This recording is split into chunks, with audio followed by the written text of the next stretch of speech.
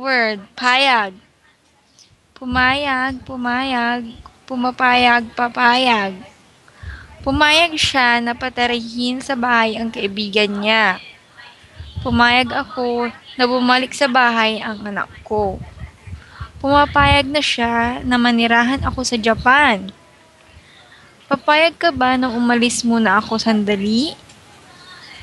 Payagan, pinayagan, pinapayagan, papayagan. Gusto ko sana payagan niya ako na pumunta sa Maynila. Pinayagan ako ng tatay ko na magnegosyo sa Maynila.